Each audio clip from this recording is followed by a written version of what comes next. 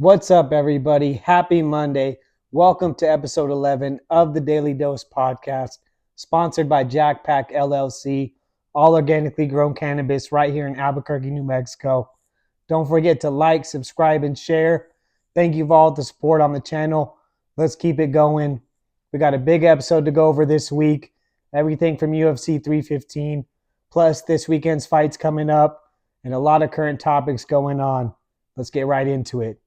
UFC 315 had a decent amount of fights on there that actually ended up being pretty good. Kind of better than I was expecting. Let's go through it now, see what we got here. UFC 315. Mainly, I would say, obviously, the first fight, Mike Mallet versus Charles Radke.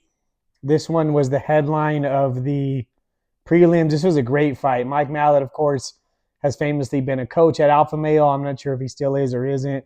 But yeah, he had a great fight. Caught dude with a hook. Beautiful. And that boy was out of there. Jazz Davisius, she had a good submission over Jessica Andrade. That was a good fight. Navajo Sterling had a good banger at middleweight. Oh, light heavyweight. Yeah, that was a really good fight. And then, of course, Benoit St. Denis came out and got the submission. Looked good. First round was pretty competitive. Little bit of back and forth. Natalia Silvia over Alexa Grasso. She looked great. I believe she's riding a 12-fight win streak. She looked crispy. She was out grappling her. Really good performance by her. Amin Zahabi versus Jose Aldo.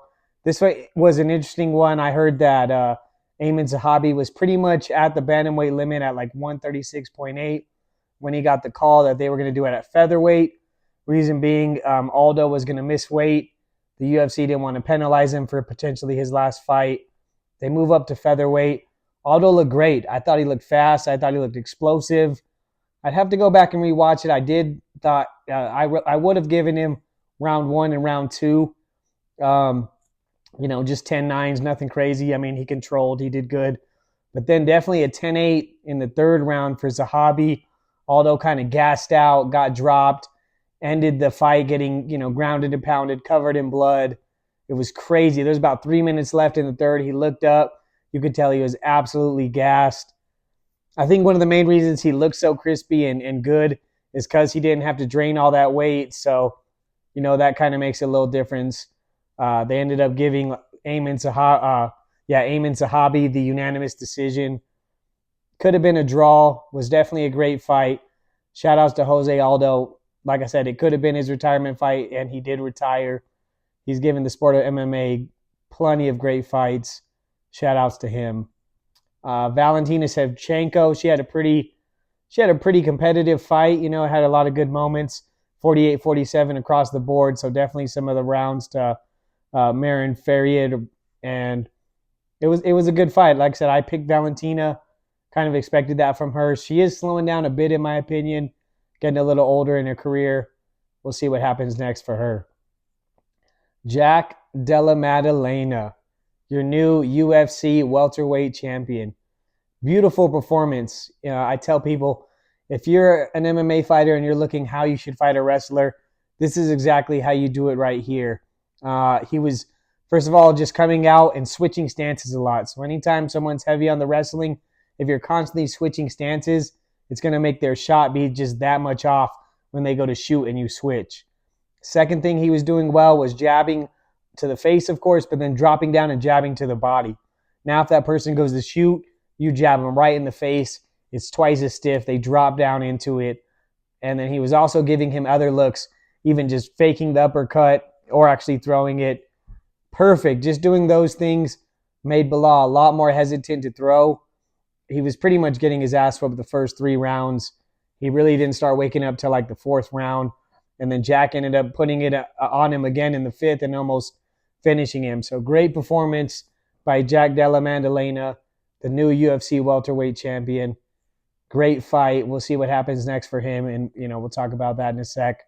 Overall, a good card, though. A lot more finishes, action-packed in Canada. So that was a good one. Next weekend, I think they're back to the Apex. Let's see, this next weekend. Yeah, back in the Apex. So let's see what we got on here. Main event: Gilbert Burns, Michael Morales, Paul Craig, Randy Orton, Randy Orton, Sadiq Youssef, Mark Wahlberg. I think someone messed with this. Yeah, Kurt Angle. Yeah, somebody messed with this on Wikipedia. So I'm not sure what the actual fights are, but I know that for sure is the main event. Gilbert Burns, Michael Morales. That should be a good one. Gilbert's kind of older in his career. Michael Morales is undefeated and up and comer.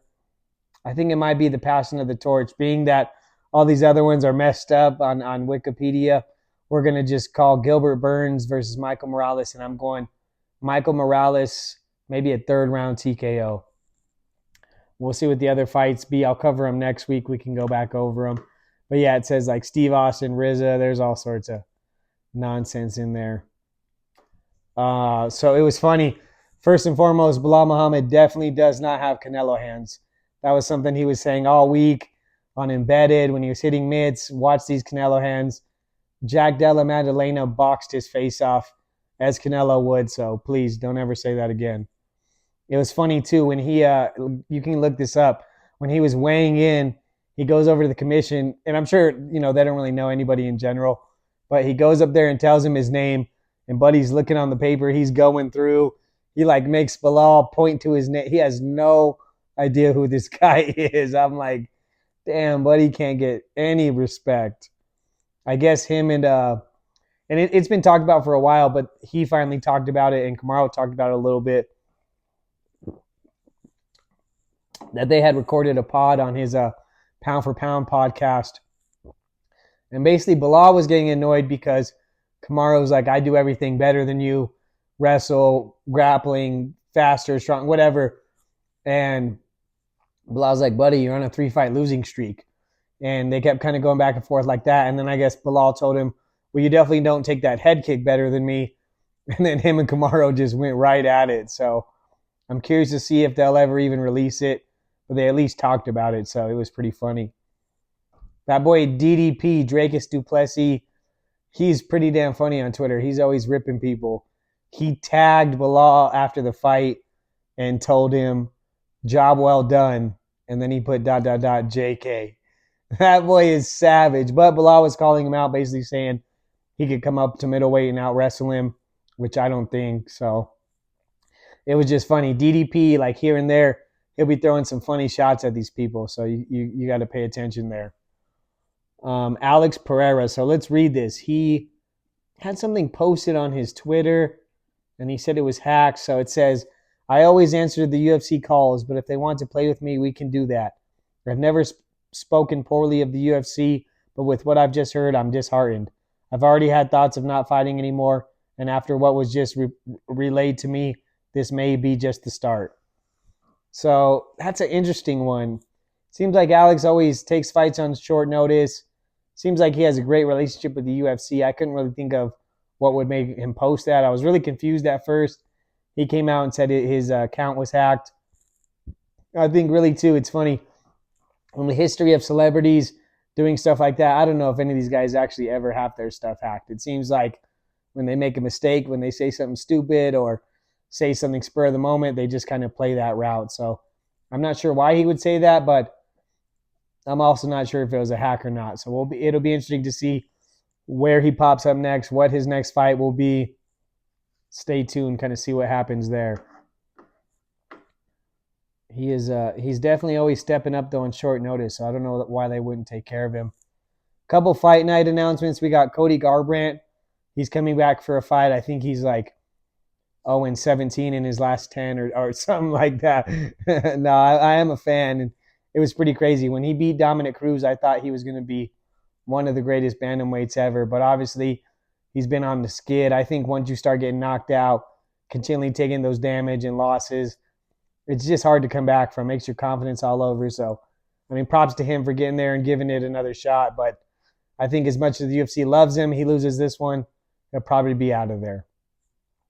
Now, as I've been saying, depending how this fight went, now that it's all said and done as far as the Belal Muhammad and Jack Della Maddalena, we will now have on International Fight Week, Ilia Topuria versus Charles Oliveira for the lightweight title. This is going to be International Fight Week, I believe. Man, that's a tough one. Ilya's just taking all of our heroes out. As much as I don't want to, it's hard to bet against him. So I can see Ilia Topuria finishing Charles Oliveira and becoming the lightweight champ. Now that means Islam Makhachev is going to jump up to 170 pounds to fight Jack Della Maddalena. I mean, he showed his grappling defense and kind of his grappling offense and stuff like that is pretty on point. So had that fight not gone the way it did, I think I might view it differently. But that's a tough fight for Islam. He's not going to be insanely big. He may be similar size or could still be a little bigger, but he won't be way bigger like he is with a lot of these lightweights. It's going to be interesting to see.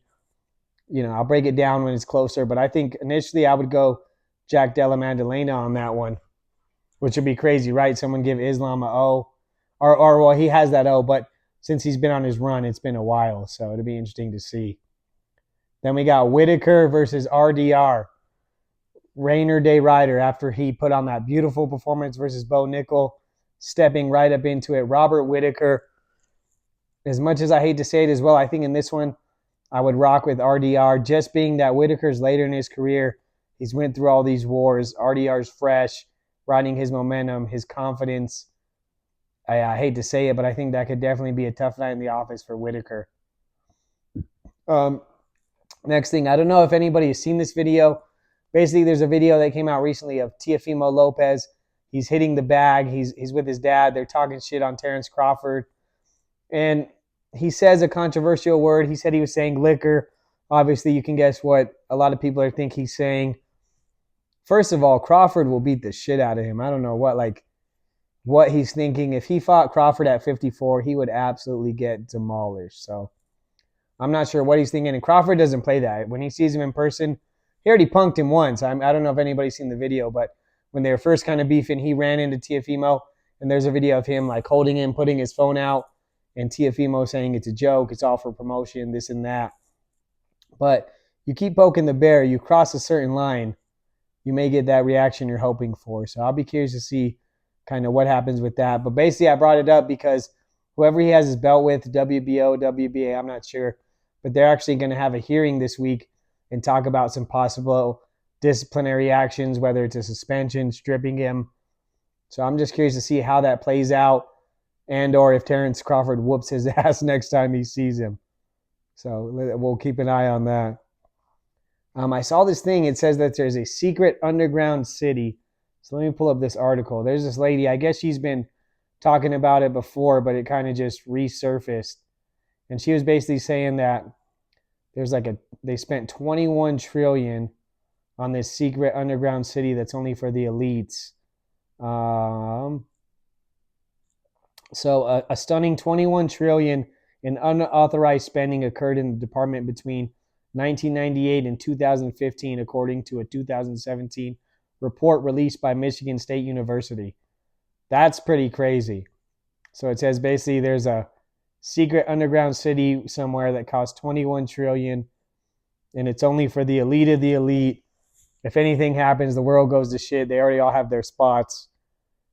A, that's crazy. And if they actually spent money like that while we're in all sorts of debt, like, what the hell is wrong with y'all? And B, how do I get my spot? Because if shit goes sideways, I want to be down there with y'all too. So let me know how much does it cost. Let me tap in on that.